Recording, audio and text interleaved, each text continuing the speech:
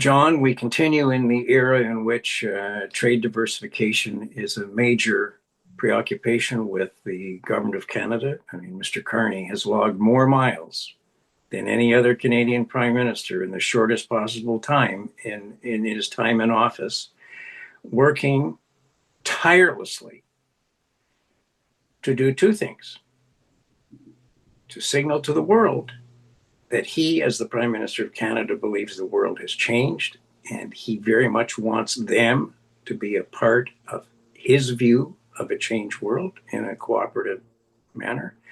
And, of course, to signal Canada, Canadians, Canadian businesses, that there are lots of great reasons why we continue to be very focused on the United States. I don't know very many businesses that look for risk before reward. And the truth is that the United States is a very wealthy country. And with the air links, the road links, the communications links, the language skills, the knowledge of the legal systems, no business is easy. I mean, it's not easy to be Harvard Digital Media in Victoria. That's not easy. Mm-hmm. Mm-hmm. But if you are exporting abroad and you find a suite of customers in the United States, let's go.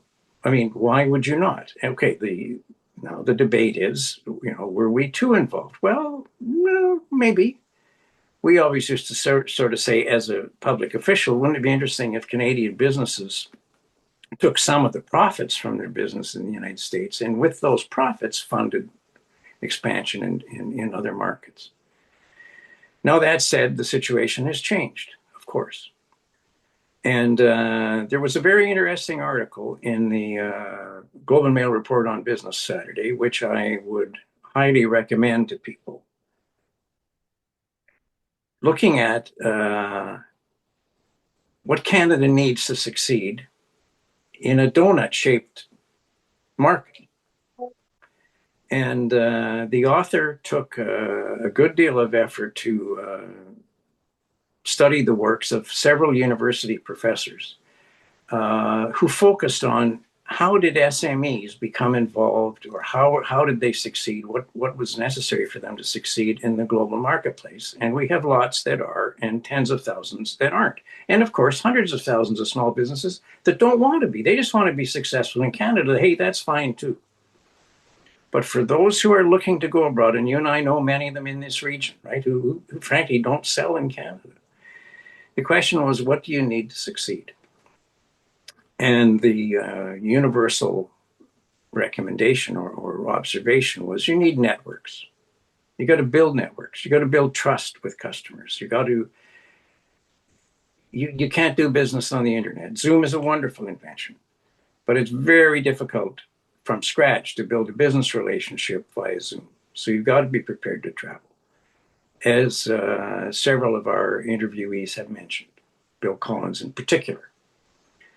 And I got a little bit disturbed, actually, by the article, because neither the author of the article nor the university professors that had studied this issue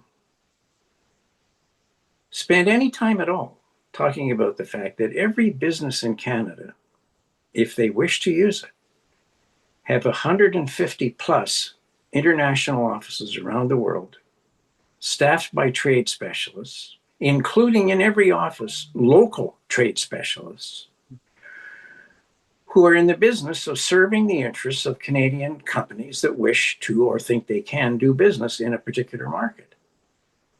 What an amount of leverage that provides.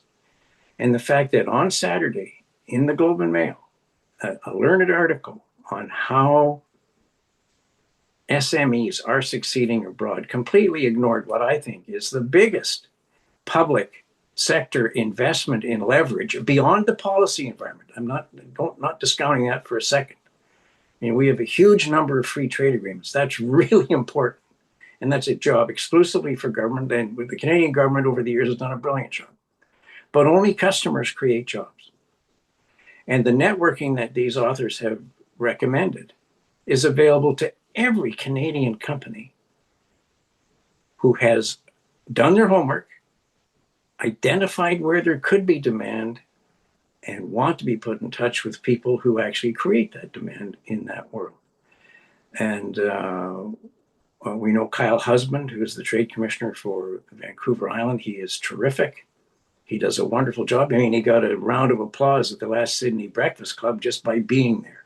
Yes. That's the leverage that somehow these authors missed.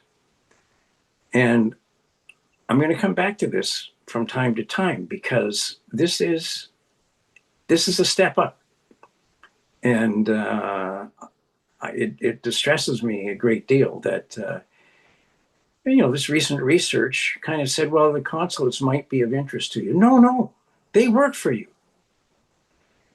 And I'll go through, just as a bit of history, a very long time ago, the House of Commons Standing Committee on International Trade and Defense did a study on how small businesses who were involved in international trade, how did they get involved? They didn't claim that the study was statistically accurate. They interviewed 50 companies. About 5 of the companies didn't know how they got involved. Well, that's okay, people move on. 2 or 3 of those companies got involved in international trade by planning, strategizing, doing SWOT analysis, being thoughtful and analytical about it. All the rest, like 85% of those companies, got involved in international trade through an unsolicited request for their product.